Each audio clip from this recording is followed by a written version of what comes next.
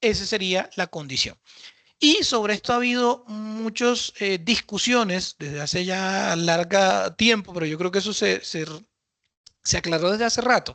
Tenemos un concepto 2018 que ha venido siendo ratificado por normativa, por la Subdirección de Normativa y Doctrina. En el 2022 salió otro concepto que lo volví a ratificar, por eso lo traigo acá.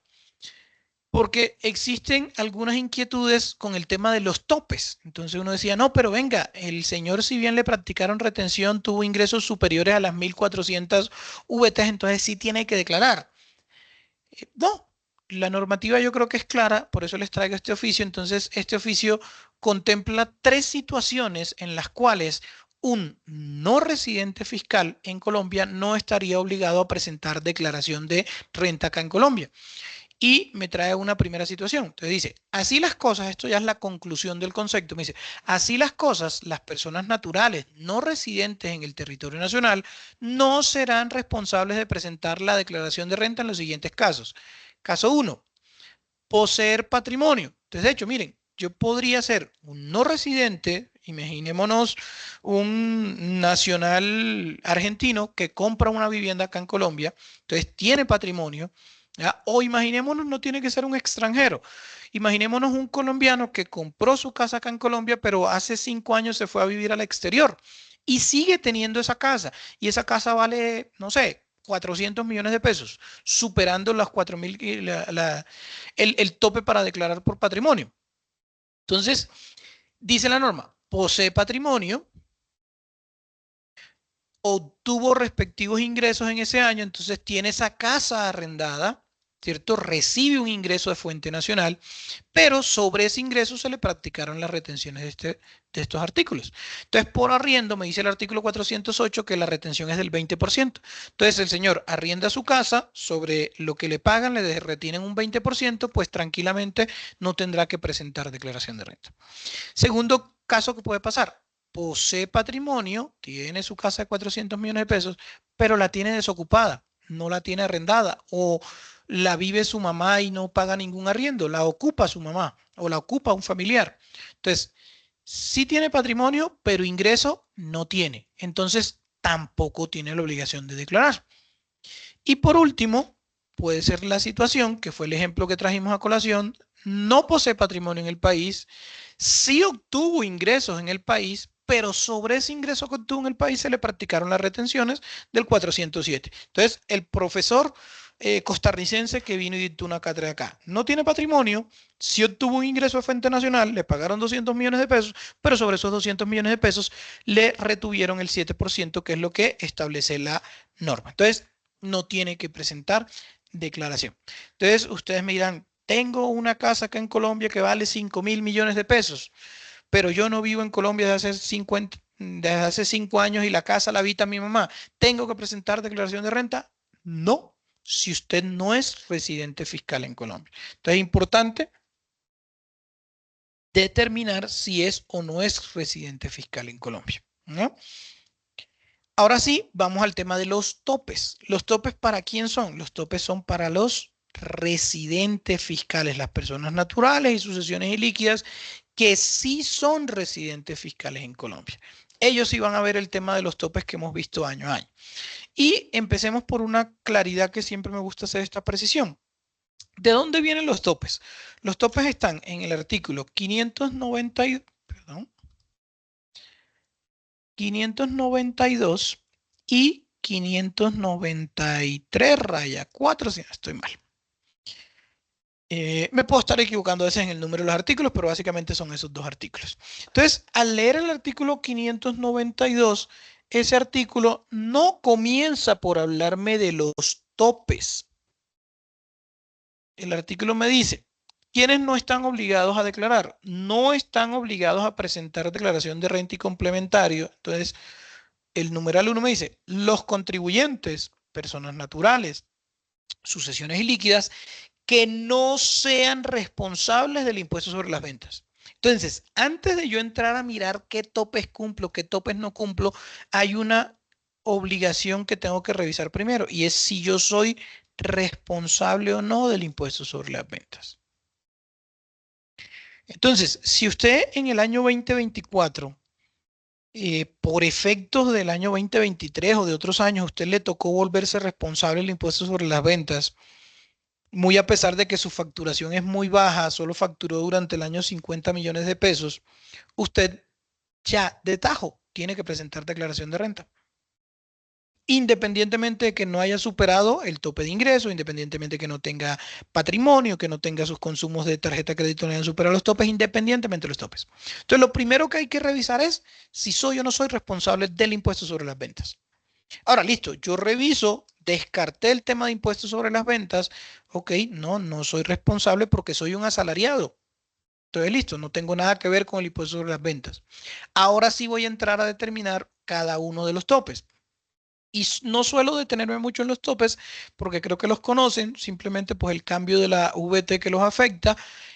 Para el año 2024, el tope por ingresos, el tope por consumo de tarjetas de crédito, el tope por compras y otros consumos y el tope por consignaciones es de 65.891.000 pesos. Ahora, hay que mirar que la normativa varía de un concepto a otro.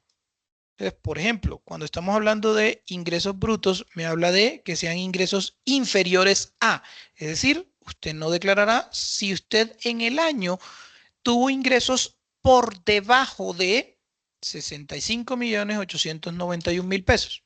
Entonces, no está obligado a declarar si solo se ganó 65.890.000 pesos. No estaría obligado a declarar. Pero si vemos otros topes donde la norma va cambiando un poco, por ejemplo, cuando me habla del consumo de tarjeta de crédito, me habla de que no estará obligado si usted tuvo consumos con tarjeta de crédito iguales o inferiores a. Entonces, miren que la diferencia es tonta, pero 1.000 pesos marcan una diferencia. ¿Mm? Si mi ingreso en el año fueron 65.890.000 pesos, no estoy obligado a declarar porque estaría por debajo de este tope.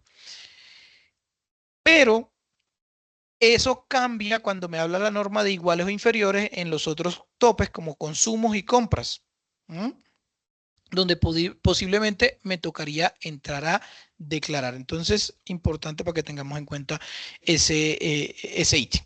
Otro tema que también sería importante en el tema del patrimonio bruto, tener siempre en cuenta el artículo 8 del Estatuto Tributario.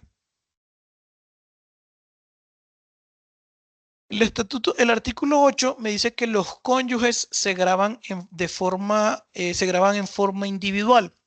Y siendo muy coloquial, esto lo que quiere decir es que lo tuyo es tuyo y lo mío es mío. ¿Ya? ¿Eso qué quiere decir? A pesar de que entre mi pareja y yo exista un vínculo, un contrato de matrimonio, si la casa aparece a mi nombre, la casa es mía para temas tributarios. Bueno, y para todos los temas, básicamente. La sociedad conyugal solo nace cuando se va a liquidar, cuando el amor de mi vida deja de ser el amor de mi vida, entonces ahí es cuando nace la sociedad conyugal.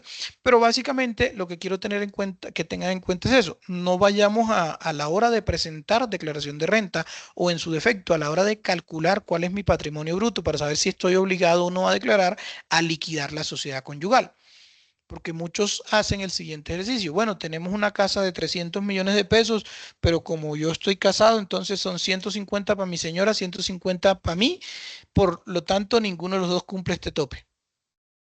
Pero resulta que en instrumentos públicos o en las escrituras públicas la casa aparece a nombre total y completo de su señora. Quiere decir que su señora tiene un patrimonio de 300 millones de pesos. Ella sí tiene que declarar por patrimonio, usted no estaría obligado a declarar. Entonces, importante ese tema. Otro error que cometen ya a la hora de declarar es básicamente que vuelve y liquidan la asociación, la sociedad, perdón.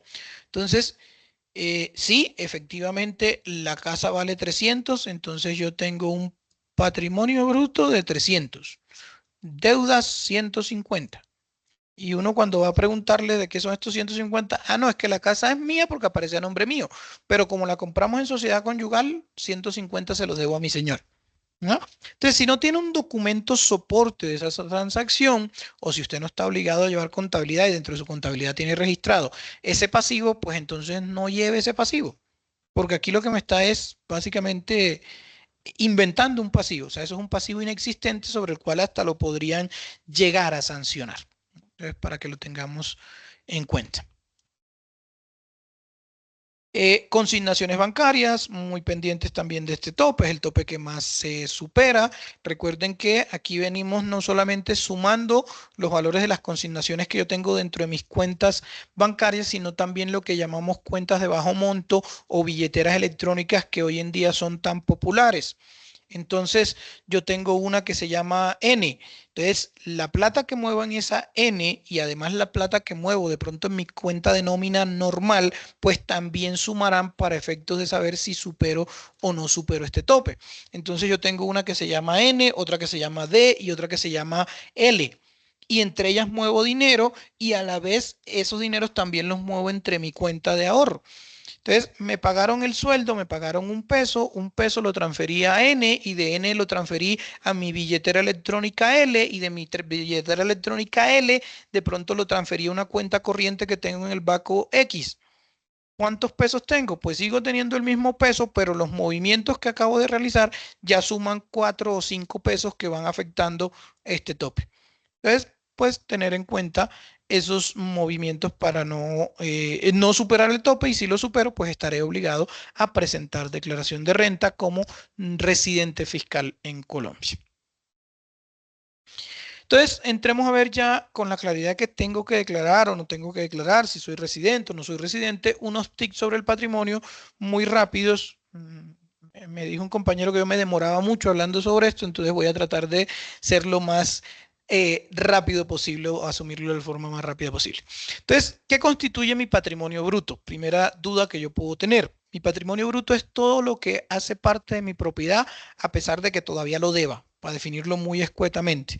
¿Cierto? Entonces, yo tengo una casa que vale 500 millones de pesos, pero todavía le debo al banco un crédito hipotecario de 490 millones de pesos. Mi patrimonio bruto son 500 millones de pesos. Que mis deudas o mis pasivos sean 490 es otro tema, pero básicamente es todos los bienes y derechos apreciables en dinero. Entonces aquí aparece una palabrita interesante que me habla de derechos apreciables en dinero poseídos por el contribuyente. Entonces, yo puedo tener bienes físicos o inmateriales, ¿cierto? Entonces, yo soy dueño de un computador, de una casa, de un carro, eh, de un televisor,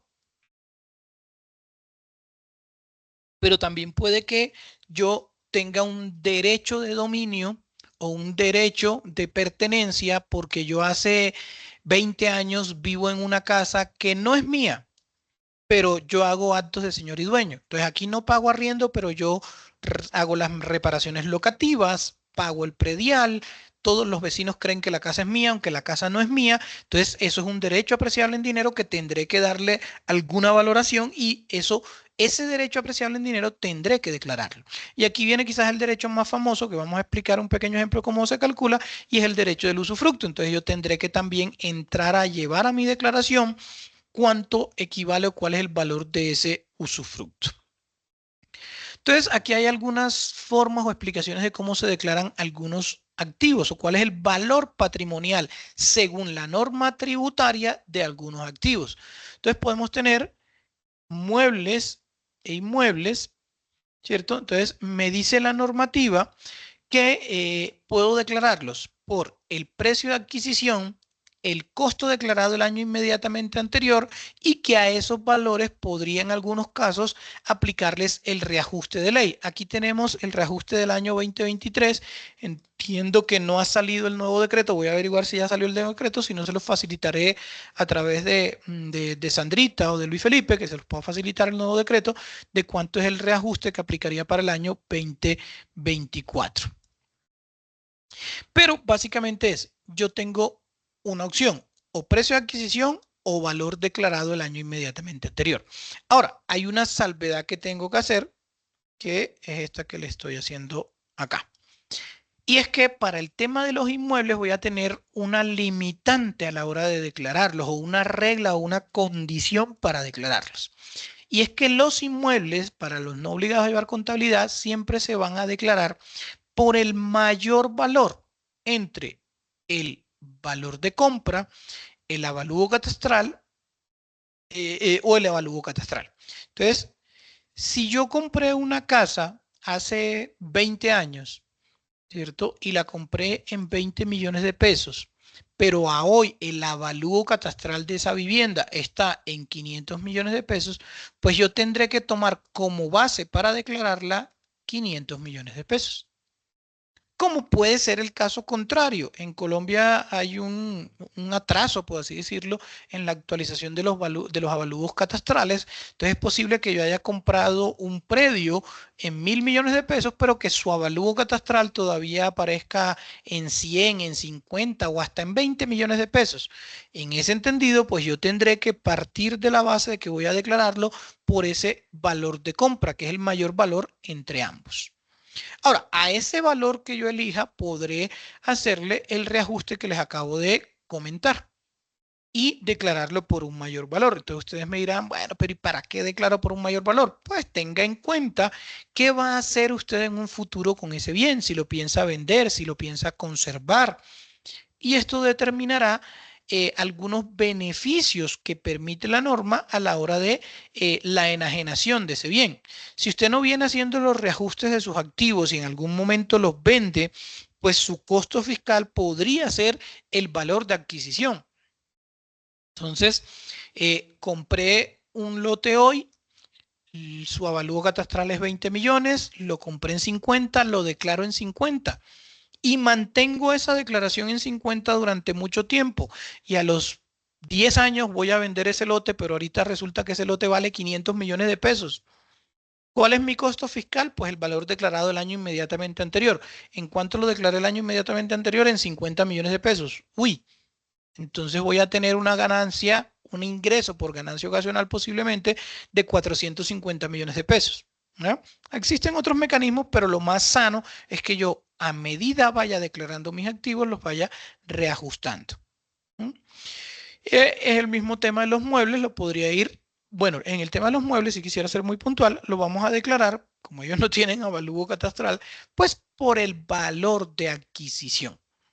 Y entonces ahí viene otra vez la misma pregunta. ¿Para qué voy a declarar mi Renault 4, que modelo 99, que en su momento me costó 40 millones de pesos? ¿Para qué lo voy a declarar por 40 millones de pesos hoy si ya no vale 40 millones de pesos? Lo mismo puede ocurrir. Pues sencillo, si usted siempre declaró sus bienes muebles, en este caso el vehículo, por valor de 40 millones de pesos, pues cuando lo venda le van a dar a lo sumo 20, 18 millones de pesos, pues usted no va a tener un ingreso por ganancia ocasional, sino que va a tener una pérdida por ganancia ocasional y pues va a pagar impuesto ¿cuánto? Cero. Pero si usted viene declarando el carro en 40 y lo vende en 45 por alguno de los casos de la vida, no sé, alguien se enamoró del vehículo y decidió darle un precio superior al del mercado, pues entonces usted tuvo una ganancia ocasional de 5 millones de pesos o de mucho más, dependiendo de esto. Entonces, es importante que tengan en cuenta esos temas o esas particularidades. Tratándose también de bienes muebles y de acciones, usted puede aplicar lo que me consagra el artículo 70 del Estatuto Tributario, que me permite que yo le haga un reajuste teniendo en cuenta la variación de índices de precio de la propiedad inmueble o de la propiedad finca raíz y de las acciones en el tiempo. Entonces, yo puedo tomar el valor de adquisición de ese inmueble o de esa acción. No sé, compré una acción hace mucho tiempo en 1.000 pesos, pongan que la compré en 1986 y voy a un decreto que todos los años sale, tengo la duda si este año ya salió o no salió, normalmente se demora un poquito en salir el decreto, pero ese decreto básicamente me va a permitir reajustar ese valor de adquisición por, como les decía, pues las variaciones que ha tenido los bienes raíces o las acciones en el tiempo. Entonces, utilizando simplemente el decreto que teníamos para el año pasado, que era el 128, es decir, para la declaración del 2023, entonces, si yo compré una acción en 1.000 pesos o en 100 pesos y la compré en el año 1986, yo puedo ir a este decreto, buscar el año 1986. se me perdió el 86, aquí está. Entonces, en el 86 me dice que yo puedo, para establecer el valor real de esa acción en el tiempo a día de hoy, multiplicar el valor de la compra por el factor que aparece aquí en este decreto, que es el 39.74%. Perdón, no es por ciento, es un factor, pero por el 39.74. Entonces, simplemente cogeré esos 1.000 pesos y los multiplicaré por el 30, y se me perdió el valor otra vez, por el 39.74. Entonces me da que esa acción a hoy cuesta, si eran 1.000 pesos, pues 39.740 pesos. Entonces ese será el valor. Y lo mismo podría ser con el bien raíz. Compré el lote en 20 millones de pesos, voy al factor que aparece en este decreto y lo multiplico y ese será el costo fiscal o el valor patrimonial de ese bien. ¿Para qué puedo utilizar esto? Como les digo, si yo tengo pensado vender ese inmueble el siguiente año o vender esas acciones el siguiente año, podría utilizar esta norma para justificar ese incremento en su costo fiscal, que sería el mismo costo que llevaría a la hora de que el otro año la venda y que posiblemente pueda tener que declarar la ganancia ocasional. ¿Cómo se declara el usufructo? Este ejemplo casi siempre lo tengo porque siempre existen muchas dudas sobre el tema. Entonces, digamos que en el usufructo, tributariamente hablando, tenemos una norma que podríamos utilizarla para entender cómo se declara el usufructo y es el artículo 311 del Estatuto Tributario. Entonces, básicamente, ¿qué me dice la normativa?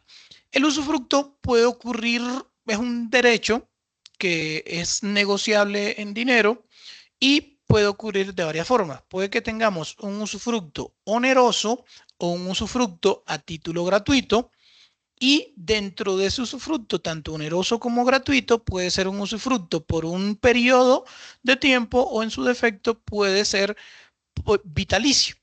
Entonces, miremos las varias posibilidades que se pueden presentar. Si estamos hablando de un usufructo oneroso, es decir, que cuesta, que tiene un precio, pues la forma de declararlo es muy sencilla. Entonces, tenemos esta vivienda que tiene un derecho de dominio que se entiende la nuda propiedad, el uso y el fruto. Entonces, ¿qué consagra el derecho de usufructo? Estos dos, la unión de estos dos derechos, los usos y los frutos que produce. Entonces, yo me puedo quedar con la nuda propiedad y desprenderme de los usos y los frutos. Es decir, yo soy dueño de esa vivienda, pero ni la puedo utilizar ni la puedo explotar. ¿Por qué? Por un tema comercial, por un tema civil, por lo que yo haya decidido, tomé la decisión de desprenderme de ese derecho y cedérselo a un tercero. Entonces, como les decía, ese derecho de uso y fruto o gozo de los bienes se lo puedo dar a un tercero, a título gratuito o a título oneroso. Si es a título oneroso, el valor de ese usufructo, de ese derecho apreciable en dinero que tendrá que declarar la persona que vamos a llamar usufructuaria, pues será el valor por el cual se dio el usufructo. Entonces, si esta casa vale 500 millones de pesos y yo le cedo el usufructo y ese usufructo costó 250, pues el valor por el cual usted declarará el derecho de usufructo sobre esa casa será 250. Entonces, en la declaración de renta, el señor tendrá un patrimonio que es su derecho de usufructo de 250. Por otro lado, el que se quedó con la nuda propiedad de la vivienda tiene un patrimonio que es el valor de la casa de 250 también, la diferencia. Ahora, ¿qué pasa si es gratuito? Si es gratuito, el valor del usufructo será el 5% del valor del bien entregado en usufructo por el tiempo que dure ese usufructo, sin que llegue a superar el 70% del bien. Entonces, si la casa vale 500 millones de pesos y me la otorgaron para que yo la use y la goce por 2 años, entonces yo tengo un valor patrimonial de usufructo del 10% de esos 500 millones de pesos. Eso será lo que yo llevaré a mi declaración de renta.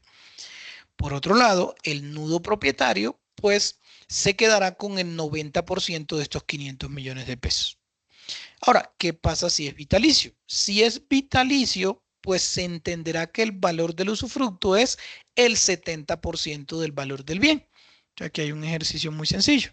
La casa vale 500. Yo le di el usufructo de la vivienda a mi mamá para que viva hasta que fallezca. Entonces, mi mamá tiene un patrimonio representado en un derecho de usufructo de 350 millones de pesos y yo tengo una casa que vale, tributariamente hablando, comercialmente hablando, pues 150 millones de pesos. Entonces, mi mamá en su declaración lleva patrimonio 350, yo llevo en mi declaración patrimonio 150. Y ese sería cómo declaramos el usufructo. ¿Cómo se declara el leasing habitacional? Que también es otro tema que es interesante. Hay muchas personas que adquieren su vivienda por leasing habitacional, no por crédito hipotecario. El crédito hipotecario ya lo explicamos muy sencillo, pues la casa vale 1000, yo tengo una casa de 1000, tengo un pasivo de lo que deba en el crédito hipotecario. En el tema del leasing habitacional vamos a hacer un pequeño ejercicio y es importante que tengamos en cuenta que esta norma empezó a regir a partir del 1 de enero de 2017. Es decir, solo afecta a los contratos de leasing habitacional que se hayan suscrito o celebrados desde el 1 de enero de 2017 en adelante. Si ustedes tienen un contrato de usufructo a hoy que se celebró con anterioridad del 1 de enero de 2017, pues el tratamiento que le van a dar es el tratamiento que se le daba anteriormente.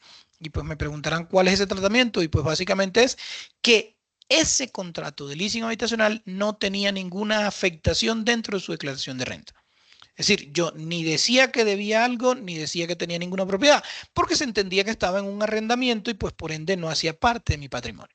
Pero la norma cambia y vuelvo y reitero, solo aplica para los contratos que se firmaron desde el 1 de enero de 2017 en adelante. Entonces, usted compró un apartamento con leasing habitacional ayer, le aplica esta norma. Entonces, ¿cómo va a determinar el valor patrimonial de ese bien?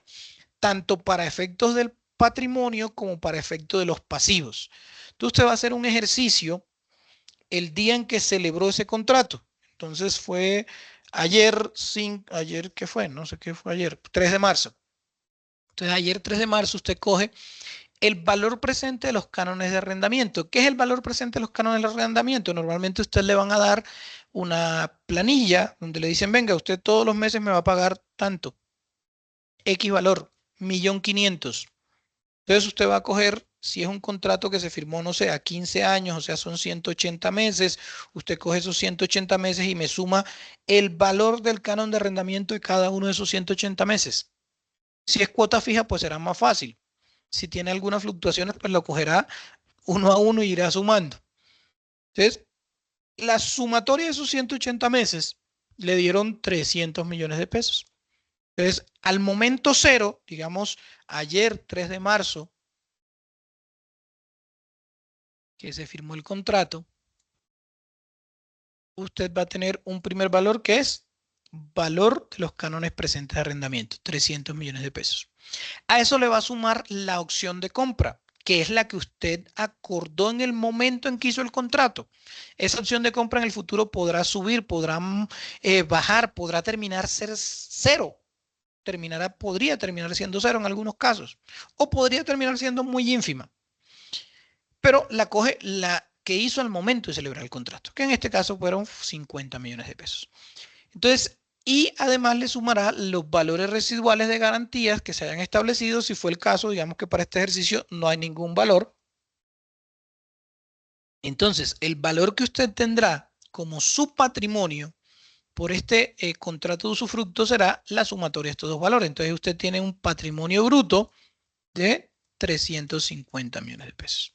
Este mismo valor, al momento cero, 3 de marzo del 2025, se reflejará como sus deudas o pasivos.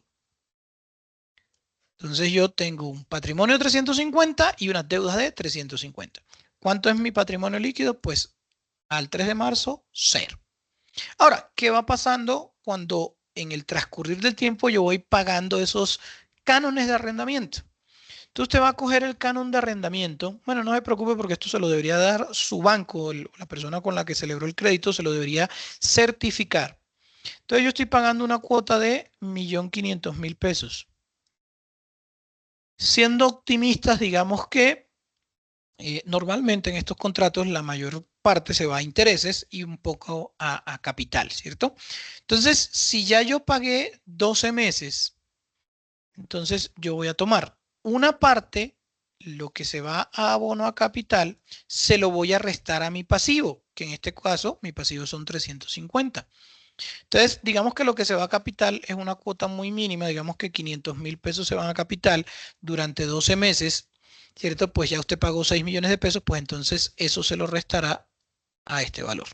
Entonces, su pasivo bajó de 350, pasó a 350 menos los 6 que pagó.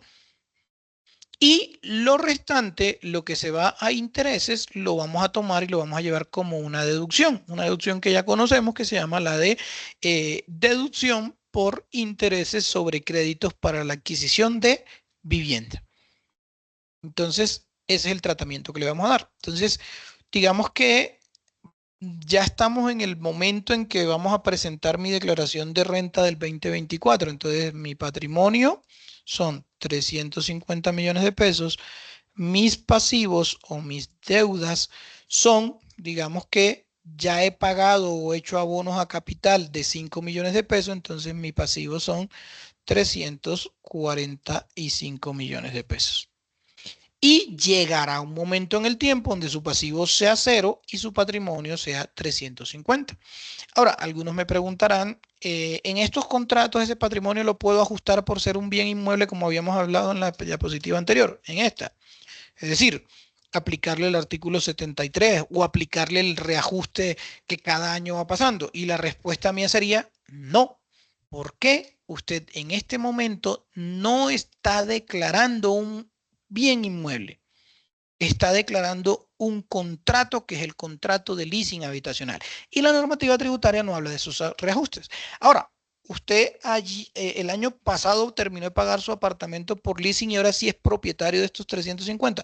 Entonces, ahora sí tiene un inmueble. Cuando declara ese inmueble podría ajustar según el artículo 73 y 70 del Estatuto Tributario, pero sobre ese valor. ¿Cuál es su valor de adquisición? Pues el que pagó por el inmueble, 350 millones de pesos. ¿Vale? Entonces, eso sería.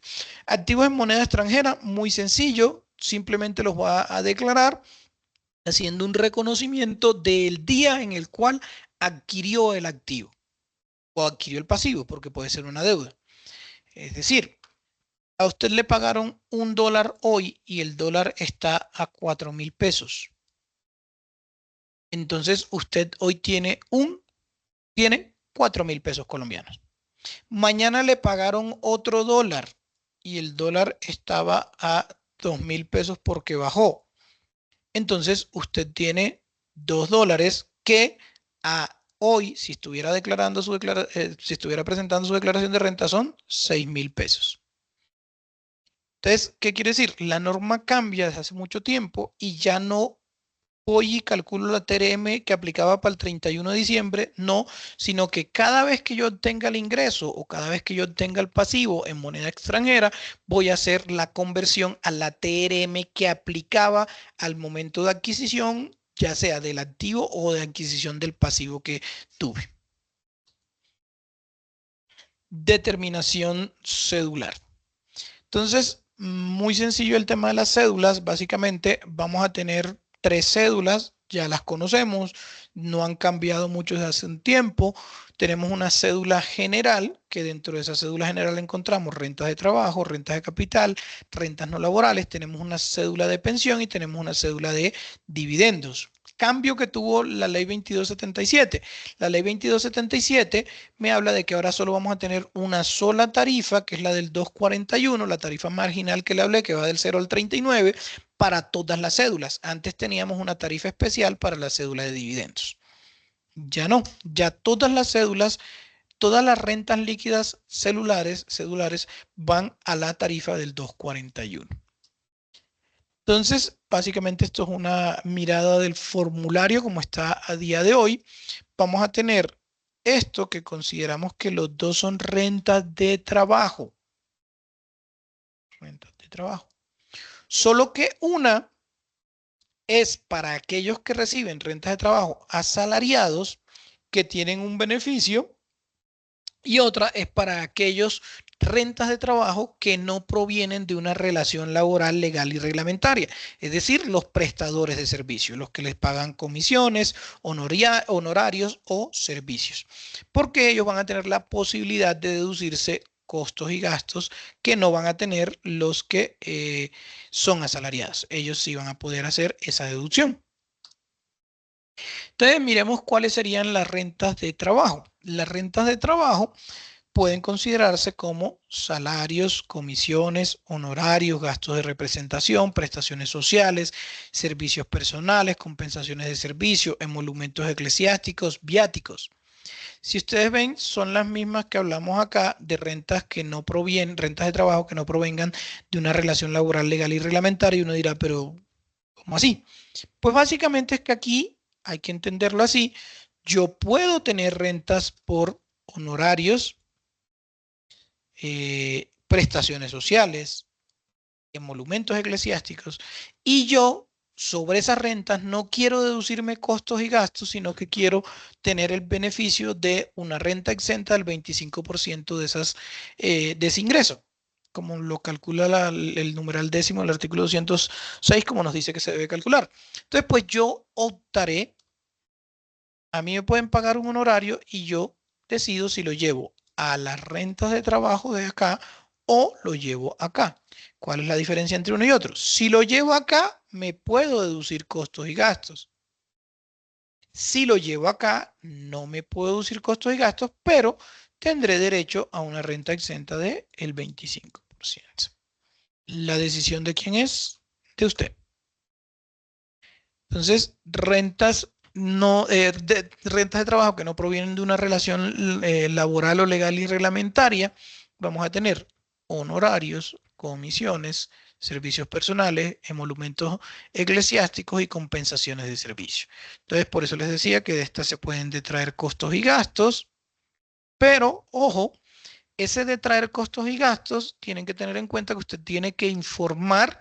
Por eso en el formulario 210 se le hizo una modificación el año anterior, se le creó una casilla 140 donde usted informa si esos costos o gastos que se está detrayendo de sus ingresos por rentas de trabajo que no provengan de una relación laboral y reglamentaria superan el 60%. Y esto no quiere decir que no lo puedan superar, sí lo pueden superar, simplemente tienen que informarlo a la DIAN. Habrán algunas honorarios o rentas de trabajo que no provienen de una relación laboral y reglamentaria, que sería curioso el saber por qué su costo gasto superó más del 60%. Entonces, no sé, imagínense, el ejemplo más sencillo es un ingeniero. Claro, un ingeniero celebró un contrato de llave en mano donde yo le entregué a él 1.000 millones de pesos, le dije, aquí está un lote, quiero que me entregues una casa y tú te vas a encargar pues por eso se llama llave en mano, básicamente tú te encargas de todo y me entregas, aquí están las llaves de su nueva casa. Entonces, esta persona va a tener unos costos y gastos. Una parte será lo que él se gana, el ingeniero, y otra pues los materiales. Entonces, puede que en ese caso esos costos y gastos sí superen el 60%, pues él tendrá que informar, mire, mis costos y gastos están superando ese 60%. Pero sería curioso o bastante particular que tuviéramos, no sé, un abogado al cual se le pide un concepto jurídico y que los costos y gastos por su concepto jurídico superen el 60%. Y sería curioso porque, pues básicamente, no sé, yo lo digo como abogado que soy, para emitir un concepto uno necesita 2 hojas de papel, un lápiz, un borrador y un lapicero. Entonces, pues mis costos y gastos deberían ser bajos. Entonces, no sé, emití un concepto, cobré 200 millones de pesos, pero pues me gasté para eso lo que les acabo de decir. Sería muy raro que un abogado se gane 200 y tenga costos 180, 190 millones de pesos. De pronto la DIAN le llama curiosamente a preguntarle, venga, ¿qué ocurrió? ¿Puede tener una justificación? Claro que sí, las sabrán, ¿cierto? Pero pues sería un tema curioso. Entonces, estas dos rentas que acabamos de mencionar, tanto las rentas de trabajo como las rentas de trabajo que no provengan de una relación laboral o legal y reglamentaria, tienen una, llamémosla nueva deducción, viene del año pasado, pero pues se mantiene este año todavía y es bueno que la conozcan. Y básicamente la posibilidad de que las personas que tengan estos ingresos tengan la beneficio de llevarse una deducción de hasta 72 VTs por cada dependiente económico que tengan, hasta un máximo de 4 dependientes económicos. Entonces, desde vieja data venimos hablando de los dependientes económicos, los cuales encuentran en el artículo 387. Entonces, el artículo 387 me hablaba en su momento que yo tengo derecho a un dependiente económico sobre el cual voy a tener un beneficio de el 10% de mi ingreso sin que supere 32 VTs mensuales, me decía ese artículo. Entonces, hay un beneficio nuevo que yo voy a poder tener hasta 4 dependientes económicos por un valor de 72 VTs cada uno de ellos. ¿Cuáles van a ser esos dependientes económicos? Los mismos que encontramos en el parágrafo 2 del artículo 387. Entonces, hagamos un pequeño ejemplo. Entonces, vamos a tener el señor que recibe salarios, que tiene a su pareja. Eso es un bebé, otro bebé y otro bebé. Y pongámosle otro bebé más. Entonces tiene su pareja y 5 hijos. Entonces este señor con este nuevo beneficio podrá llevar a su pareja, si cumple los criterios de dependiente económico, que son los mismos de años anteriores, que su pareja, es decir, que su cónyuge o compañera permanente tenga ingresos en el año, pues uno, no tenga ingresos, o dos, si tiene ingresos, esos ingresos no sean superiores a 260 VTs, entonces lo podrá llevar como dependiente económico. Entonces él podrá jugar con que su cónyuge la lleva con el beneficio del 10% que teníamos de años anteriores, el que está consagrado en el 387, y a cada uno de sus otros hijos los lleva con un beneficio de 72 VTs por cada uno de ellos.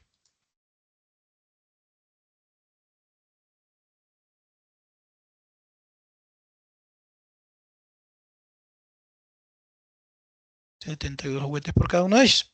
Este nuevo beneficio, estas 72 VTs, no están limitados al 40% ni a las 1.340 VTs de las rentas exentas y deducciones limitadas. Es decir, son adicionales a ese beneficio que ya se tiene. Y pues también lo podrán tener los que tengan rentas de trabajo que no provengan de una relación laboral legal y reglamentaria. Ahora, hay una diferencia entre unos y otros. Por eso hablaba de aquí del que recibe salario. Si usted recibe honorarios, entonces también tendrá derecho a 4 dependientes económicos y a uno al 10 y a un quinto al 10.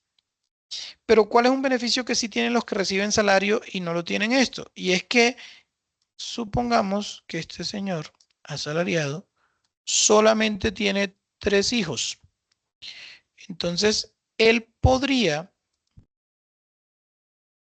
excepcionalmente a su cónyuge llevársela al beneficio del 387 más las 72 VTs. Entonces aquí está cumpliendo con los 4.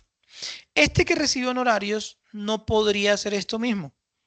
Si él tiene 5 dependientes económicos, 4 hijos y una pareja, podría hacerlo. Pero si él solamente tiene 4, entonces tendrá que optar por uno de ellos, o le doy el 10 o le doy la 72, lo que sea más conveniente, dependiendo del ejercicio que él realice. Rentas de capital. Entonces van a ser rentas de capital, todo lo que sea una explotación de un capital, valga la redundancia, intereses, arrendamiento, intereses presto dinero, arrendamiento, arriendo o alquilo bienes muebles o inmuebles, regalía, rendimientos financieros o explotación de intangibles.